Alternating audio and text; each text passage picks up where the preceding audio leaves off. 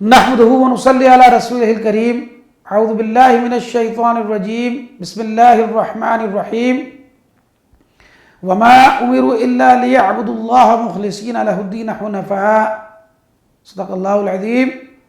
ان کو بس یہی حکم دیا گیا تھا کہ وہ اللہ کی بندگی کریں، اطاعت کو اسی کے لیے خالص کرتے ہوئے بالکل یکسو ہو کر۔ عزیزان گرامی، گزشتہ کئی نشستوں میں تسلسل کے ساتھ اسلام میں عبادت کا تصور، عبادت کے معنی اور عبادت کے مقصد اور اسلام میں رائج مراسم عبودیت کی مقصدیت اور اس کے نتیجے میں حاصل ہونے والے ثمرات پر بات کی گئی۔ ہم نے دیکھا کہ جن مراسم عبودیت یعنی نماز، روزہ، حج اور زکوٰۃ کو ہم عبادات کا نام دیتے ہیں، یہ مراسم عبودیت اللہ سبحانہ و تعالیٰ نے ہماری تربیت کے لیے مقرر کی ہے، اور ساری تربیت کا مقصد انسان کو ایک عظیم مقصد کے لیے تیار کرنا ہے، اور وہ ہے عملاً اقامت دین کی جد و جہد، یعنی حکومت الہیہ یا اسلامی نظام زندگی کا قیام اور حقیقتاً رضا الہی اور فلاح و خروبی کا حصول، یعنی یہ کہ ان کے ذریعے انسان پر سے انسان کی حکومت ختم کر کے حاکم الحاکمین کی حکومت قائم کرنا ہے۔ اور یہ نماز، روزہ، حج اور زکوٰۃ سب کے سب مل کر اسی کام کی تیاری کے لیے ہیں۔ بالکل اسی طرح کہ جس طرح تمام دنیا کی سلطنتیں اپنی فوج، پولیس اور سول سروسز کے لیے آدمیوں کو پہلے خاص قسم کی ٹریننگ دیتی ہیں، پھر ان سے کام لیتی ہیں، اسی طرح اللہ کا دین اسلام بھی ان تمام انسانوں کو جو اس کی ملازمت میں بھرتی ہوں پہلے خاص طریقے سے تربیت دیتا ہے، پھر ان سے حکومت الہیہ کی خدمت لینا چاہتا ہے۔ ہم نے دیکھا کہ کس طرح یہ مراسم عبودیت ایک مسلمان کے اندر تقویٰ کی صفت پیدا کرتے ہیں کہ جس کے بغیر مادیت کو ختم نہیں کیا جا سکتا۔ ہم نے دیکھا کہ کس طرح یہ مسلمان کو پکا پابند بناتے ہیں کہ جس کے بغیر احساس ذمہ داری پیدا نہیں ہو سکتی۔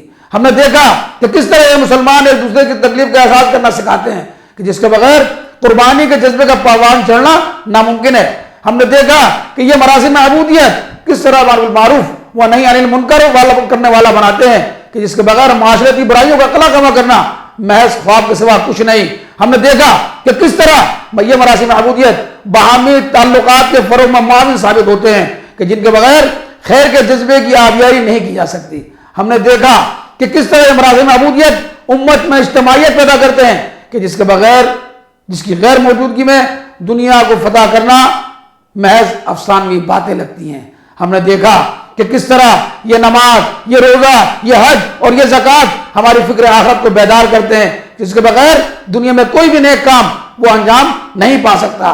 آئیے آج ایک کام کریں، ایک عہد کریں کہ ان تمام گفتگوؤں کو ایک ایک کر کے ہم پھر دیکھیں گے، ہم پھر سنیں گے۔ اس کے لیے durusquran.com پر جا کر دیکھیں، پوری سیریز آپ کو وہاں مل جائے گی۔ اگر ہم نے کی گئی قرآن و سنت کی باتیں دل میں جگہ کریں تو پھر عزم کریں، پھر ہمت کریں، عمل پر ڈٹ جائیں، کیونکہ پورے قرآن میں جہاں ایمان کی بات کی گئی وہاں عمل صالح کی شرط عائد کر دی گئی ہے۔ یاد رکھیے کہ عمل سے زندگی بنتی ہے، جنت بھی جہنم بھی۔ وصلی اللہ علی نبینا محمد وعلی آلہ وصحبہ اجمعین۔ اللہم صلی علی سیدنا محمد وعلی آلہ وصحبہ وسلم۔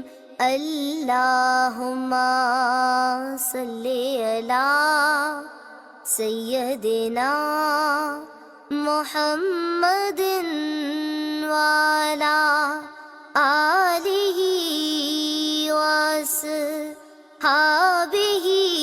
وسلم۔